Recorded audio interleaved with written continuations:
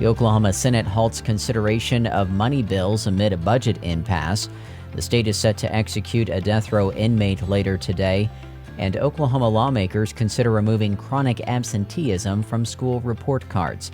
We'll have details coming up on the KGOU AM News Brief for Thursday, April 4th. I'm Nick Daniels. Oklahoma's budget-making process hit a snag. Senators now say they won't consider any money bills from the opposite chamber. State Capitol reporter Lionel Ramos says they'll continue with that stance until they get a budget plan. Members of the Senate Appropriations and Budget Committee convened for about 10 minutes Wednesday afternoon to say one thing. There will be no action on House bills that cost the state money until the chamber provides the Senate with a budget plan. Senate Pro Tem Greg Treat says the Senate has done its part to be transparent. Now it's time for the House to do the same. We delivered the numbers on time. House of Representatives, they had told us they were giving us their budget sheet yesterday so we could operate in a consistent, transparent manner when we're taking up House bills. Unfortunately, for some reason, they're delaying that. Treat says he has a, quote, sneaking suspicion the House is trying to push budget discussions to a joint committee on appropriations and budget. If that happens, the state budget process will be more ad hoc and less transparent. In Oklahoma City, I'm Lionel Ramos.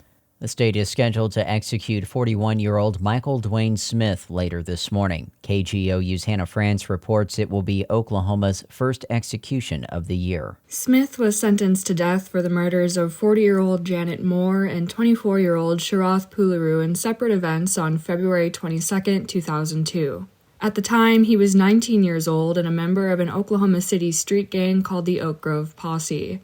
Smith says he is innocent despite having confessed to the murders days after his arrest and says he was high on PCP at the time of his confession.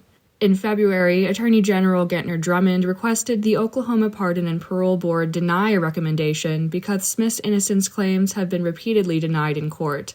The board voted against recommending clemency last month, and the Oklahoma Court of Criminal Appeals also denied his request for an emergency stay of execution. I'm Hannah France. Oklahoma's A through F report cards offer an overview of successes and shortcomings of school districts. But some lawmakers say it's not fair to dock district scores for a metric largely out of their control: chronic absenteeism. State Impact's Beth Wallace reports on a bill that advanced this week to remove chronic absenteeism and replace it with something new. Chronic absenteeism is defined as students who miss 10% or more of the school year, and House Bill 3510 by Ada Republican Representative Ronnie Johns would remove it from the state report card. A committee substitute introduced Monday by Edmond Republican Senator Adam Pugh would replace chronic absenteeism with another metric, a school climate survey administered to students, staff, and students' guardians. He says that would be a more comprehensive indicator to districts about something they can control: their students' daily experience. It gives parents and students as well the ability to speak to their school leaders in a manner that I don't believe is currently available, and let that data drive school decisions and not arbitrarily hold a school district responsible for lines that were drawn a long time ago. Chronic absenteeism exploded nationwide during the pandemic and remains a significant national problem. The bill can now be heard on the Senate floor. For State Impact, I'm Beth Wallace. Everyone's talking about it, the solar eclipse next week on April 8th. Oklahoma officials are issuing some tips and guidelines. The state is expected to see an influx of travelers trying to get into the narrow path of totality in southeastern Oklahoma. State Transportation Director Tim Gatz is urging drivers not to block roadways. We have a lot of rural two-lane highways that don't have a safety shoulder on them, so there is nowhere to pull off. And please don't stop in the roadway during the eclipse and take pictures or anything like that. Travelers are encouraged to have a full tank of gas in case they get stuck in congestion for an extended period of time.